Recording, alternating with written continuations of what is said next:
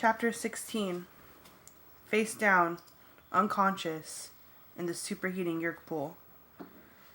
I don't know for how long. When I woke up, I had two terrifying, overwhelming feelings. One was suffocation. I had breathed in a lungful of liquid from the pool. I came to, gasping and hacking and gagging. I was alive, but I could hardly breathe. Each breath was a struggle. I coughed, and I think at one point I threw up. The second feeling was pain in my head. Pain like nothing I'd ever even imagined before. It was like someone was drilling a hole in my ear, drilling straight into my brain. I wanted to scream, but I was still choking. I was on my knees on the floor of the hospital room, wanting to cry from the pain and gasping for every half breath of air. All the while, a battle raged. They were trying to get in the doorway, but it was too narrow for more than one or two human controllers at a time to attack. Axe's tail and Cassie's long wolf teeth were enough to hold them off. Blam! Another gunshot. "Stop firing, you fool!" someone shouted. "The pool is in there. Visser 3 will eat your guts." Even in my condition, I could see that Axe and Cassie couldn't last. I needed to morph, to join the battle, but I could not seem to do it. The pain, or maybe the lack of oxygen, I couldn't concentrate. My brain was fuzzy, drifting. I heard a rumbling, pounding noise from the hallway outside. There were cries and screams of rage. Suddenly, into the room burst a huge black gorilla and a second wolf, Marco and Rachel. They had driven the attackers away, but only for a few seconds. "Jake's hurt," I heard Cassie say. "He fell into the yerk pool." "Marco, grab Jake," Rachel ordered. "Get something to cover his face." "Axe, Cassie, keep holding the door. I'm going to change morph. We need more firepower." I felt myself lifted up off the floor. A white cloth was wrapped around my head. One of the lab coats from an injured controller, I guessed. I was cradled in the huge arms of a gorilla. "Rock-a-bye, baby," Marco joked. "Hang in there, man. We're getting you out of there." And I was still coughing and gasping, but my breathing was at least improving. Not enough to speak, but I could breathe enough to keep from passing out. At the same time, something had happened into the pain in my head. It was diminishing. And yet, instead of feeling more clear-headed, I felt more confused. "Get them!" a controller was yelling outside the door. "Attack! Attack!" "It doesn't look like I'm going to fit through this doorway." It was Rachel, so I guess I'll have to make the door a little bigger. I caught just a glimpse of her through the fabric that hid my face, a flash of something huge and gray. Rachel's elephant morph. "Rachel?" a voice in my head wondered. The voice was surprised. "A human?" Boom, whump, crunch. "Now the door is plenty big," Rachel said.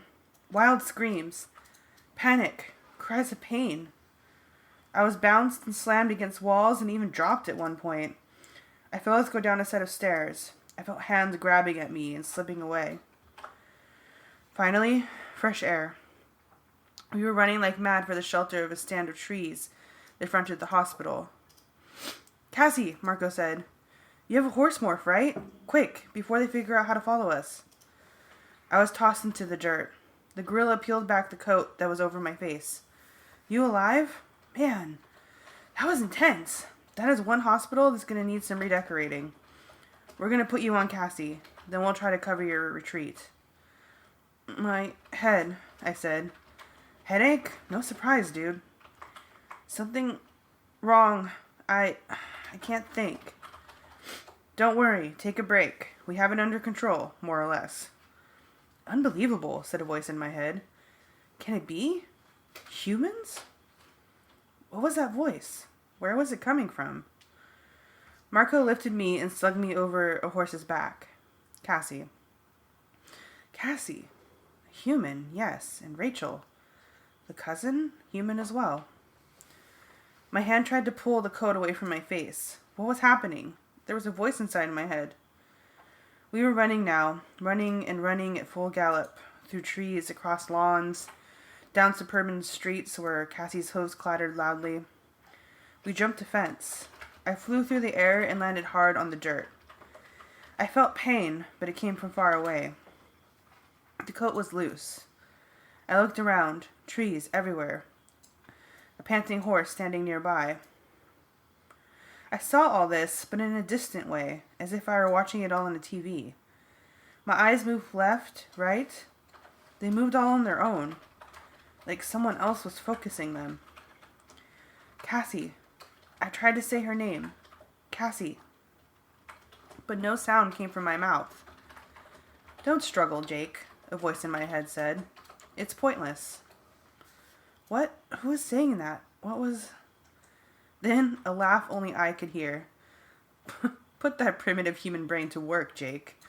Jake the Animorph, it sneered. Jake, the servant of the Andalite filth. Then I knew. I knew what the voice was. A yerk. A yerk in my own head. I was a controller. Chapter 17. Very good, you figured it out, said the silent voice in my head, mocking me. No, no, no. Jake, are you all right? Cassie asked. For a moment I thought she had heard me cry out, but no, she was just concerned. Tobias landed on the branch overhead. Is he okay? I can't tell. He's alive. He's breathing, but it's like he's zoned out or something. We may have to take him to a doctor. I wanted to tell them both, to scream. They have me. They're inside me. But I couldn't make my mouth move. It was like there was a roadblock. Like I could form the thoughts, give the order to my lips and tongue to speak, but the order never got there. Struggle all you like, human. Fight me, the York gloated. Go ahead. It won't matter in the end. I am in your head. I am wrapped around your brain like a living blanket. No! I can read your thoughts. I can control your body. I am tapped into your memory, and I can read it like a book. Get out of my head! No, no, no! Oh, I don't think I want to do that, Jake. Why would I abandon such an interesting host? So you are the one who has driven Visser 3 half mad with rage. A kid. The midget. Midget? How do you... You're surprised I know what Tom calls you? Oh, the irony really is sweet. Don't you get it, clever Jake? Don't you see what's happened, my little Animorph?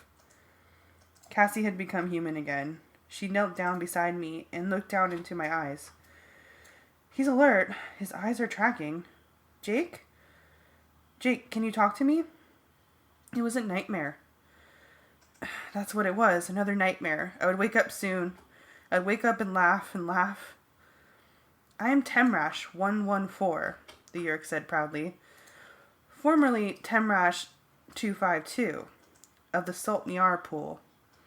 I have been promoted. No doubt you are happy for me. You filthy slug, get out of my head. Do you know what my last host was? Who it was? The Yerk taunted. Shut up, shut up. Stop talking to me. Go away. It wasn't real. It couldn't be real. It was Tom, of course. Your brother. I am the Yerk who controlled your brother.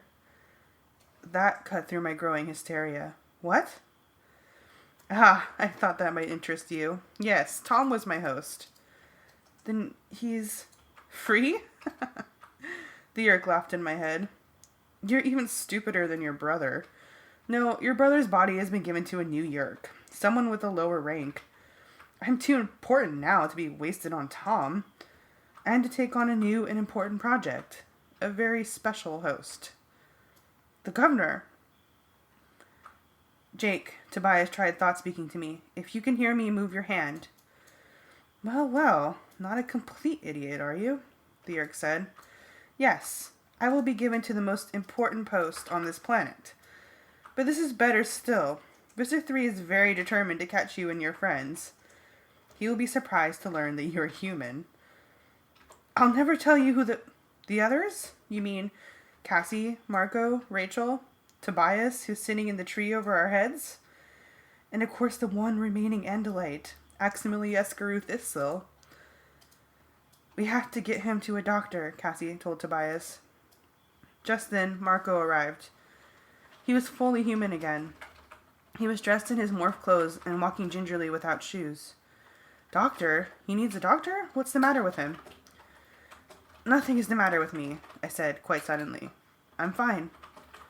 Only I didn't say it. My mouth spoke the words, but I didn't say it.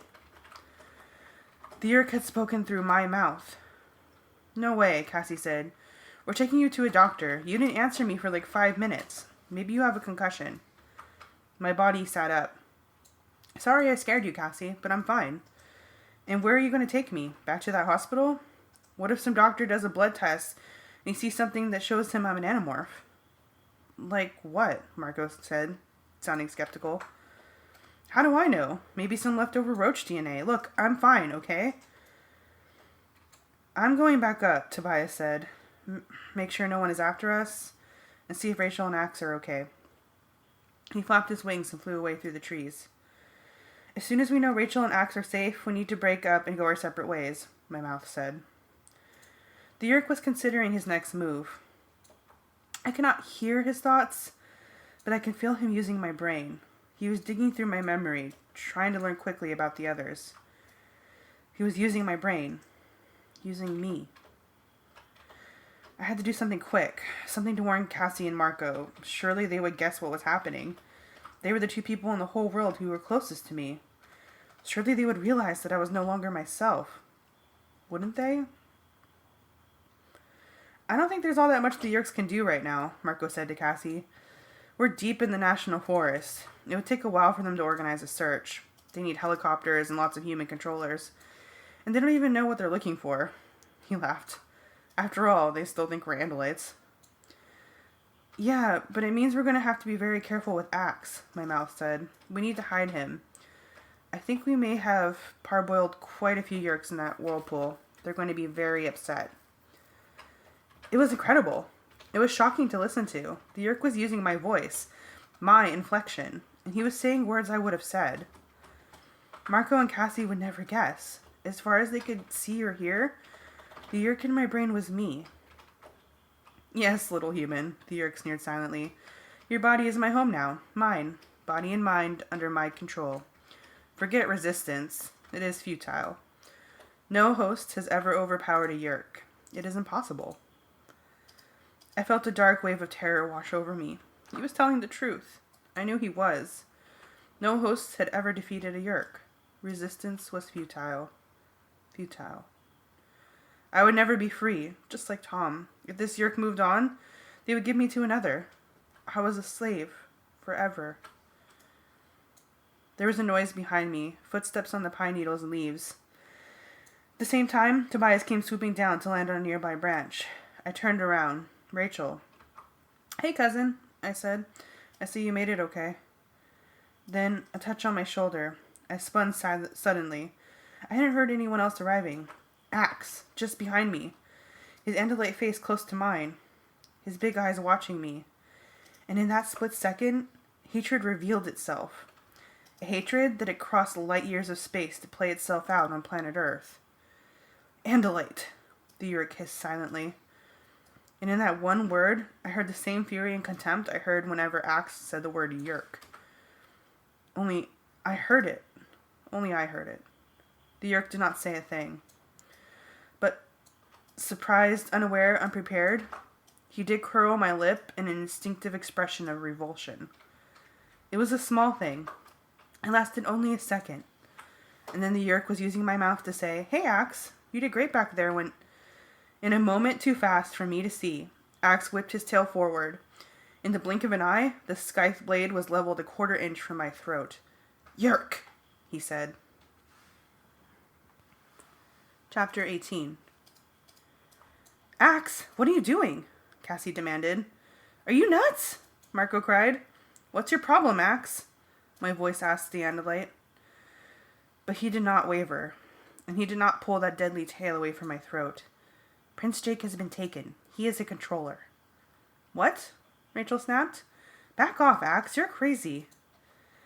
His head was in the Yeerk pool long enough for the Yeerk to enter his head, Axe said.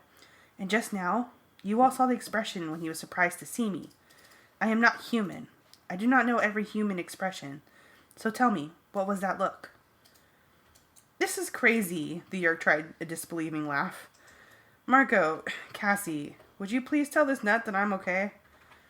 But I saw doubt in Marco's shrewd eyes. Yeah, I'm sure you're fine, Jake. But Cassie, didn't you say Jake seemed zoned out? Like he wouldn't answer for a few minutes even though he was awake? Cassie nodded her head. She too was looking suspicious. Yeah, he seemed normal and all, but he wouldn't answer me. She shrugged. Sorry, Jake, but you did act funny. It takes a while for the Yerk to take full control of a human brain, Axe said. During that time, the host will be passive. He may even seem to be in a coma. I swear, I could have kissed the Andalite right then. I wanted to yell, yes, yes. You guys can't possibly believe this, my mouth said. I mean, okay, we have to be careful, but it's me. It's me, Jake, alright? Being Jake and all, you'll understand if we take a minute to think this through, Rachel said. Axe, how are we supposed to know one way or the other? Tobias answered for him. The Yerk needs to return to the Yerk pool and absorb Kandrona arrays every 3 days. If we hold him for 3 days, we'll know. Now I felt just the slightest edge of fear from the Yerk. He was measuring the odds, trying to decide what to do. But with Axe's tail blade at my throat, the Yerk kept my body very still. We can't hold him for 3 days, Cassie argued. His family would go ballistic. They'll call the cops. Chapman will realize he's not in school. The bad guys will put 2 and 2 together. Look, hello? Hello? It's me, Jake. Remember? I'm not a controller. Marco shook his head. If he is... If there's a Yerk in his head, then he knows all of our secrets. If he gets in touch with any other Yerk, we're all dead. We can't take the chance. Maybe Axe is right. Maybe not. But we can't guess wrong. I agree, Tobias said. If he's still Jake, he'll understand. If he's a controller, well, I guess we'll find out, won't we? Rachel? Marco asked. Rachel met my gaze. Sorry, Jake, but we have to play it safe. You know that. Look, I argued. It's like Cassie said. My folks will go nuts. They'll call the police. They'll go on TV asking if anyone has seen me. They'll be putting up posters all over town. I mean, no offense to Tobias, but I have an actual family, not some messed up aunts and uncles who didn't want to take care of me in the first place. People will notice if I disappear. I turned to Cassie. Cassie, come on, explain it to them. Come on, Cassie, I thought. Come on, be hard for once. Don't feel for me. Don't be sweet, just this once. There is a way, Cassie said hesitantly. To be sure whether he's a controller? Rachel asked. No. Her voice grew stronger. A way to keep his family in the school from knowing he's gone. Axe could do it. Axe can morph into Jake. Cassie. The amazing Cassie. She had hit on the one possible solution. I wished so badly I could tell her right then what an amazingly smart, incredibly cool person she was. The Yerk in my head was not happy. What's the matter, Temrash 114 of the Salt Nair pool? I asked, not feeling quite so cocky anymore. Axe reached one of his delicate, many-fingered hands toward my face. He pressed his fingers against my forehead. I will acquire your DNA now, Prince Jake, he said. The Yerk could not stand it anymore. The Andalite's touch made him so furious, it was like a physical illness. Get your hand off me, Andalite filth, he screamed aloud in a distorted version of my voice. But Axe's tail was still within an inch of my jugular, and the Yerk knew very well how deadly fast that tail was. He did not move. The others all stared, wide-eyed. Well, Rachel said, at least now we're sure. No, you're wrong, my voice pleaded. He's just making me mad. Hey, it's been a stressful morning, all right? Give me a break. Andalite filth? Tobias repeated the Yerk's words. We're supposed to believe that Jake would say that? Jake? Because he's stressed out? Nah, not in this universe. Jake, Cassie said, looking into my eyes. I know you're in there still. I know you're probably afraid. But we will get that thing out of your head, Jake. We will.